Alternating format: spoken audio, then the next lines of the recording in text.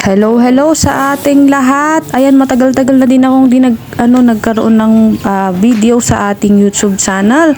So, hello po, kamusta po ang bawat isa? Ayan, nandito ako ngayon sa Rizal, sa Teresa Rizal, sa aking kapatid. So, ayan, nagpunta nga po pala kami sa organic taniman ng mushroom. Ayan, taniman bang tawag doon? Ayan, nakikita nyo naman sa video guys. Yan po yung kanilang plantation ng kanilang mushroom. Ito ay organic, 100% organic guys. So marami pong benefits ang naibibigay ng ating mushroom o kabute na tinatawag. So iba-ibang variety yan. Merong puti, meron ding gray, meron din pong yellow. Ayan, sinama ako ng aking bayaw ko dyan, yung asawa ng aking kambal. Dahil gusto niya ipakita sa akin ang plantation ng organic mushroom na ito, guys.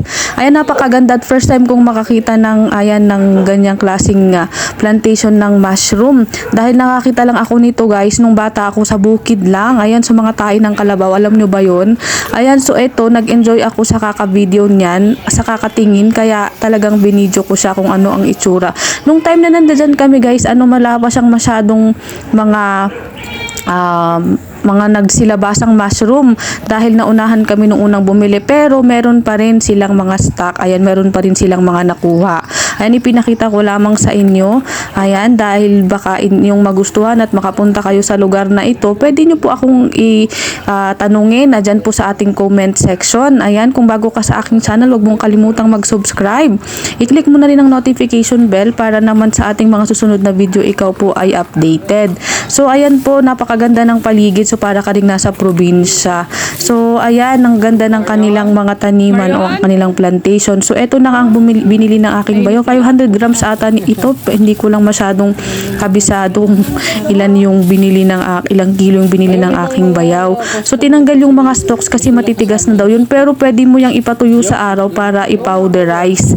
At pwede mo rin yan na ibudbud pa rin sa iyong nilulutong ulam sa aking pagkakaalam. So ayan nga po, napakasarap ng mushroom na ito kasi natural at organic siya. Ayan, so first time ko nga pong makapunta dito.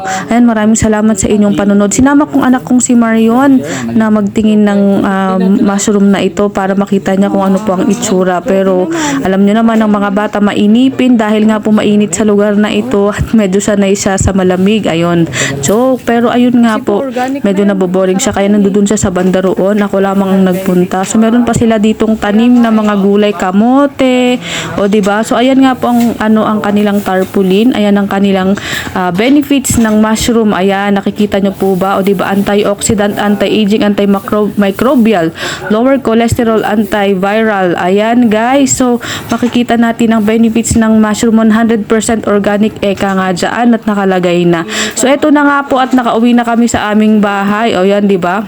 Medyo mainit, kaya nga medyo nakatanggal ang shirt ng aking pamangkin. So ayun, kakarating nga namin, magpapahinga muna kami sandali at syempre babanat naman ng luto. Ayun ang aking anak na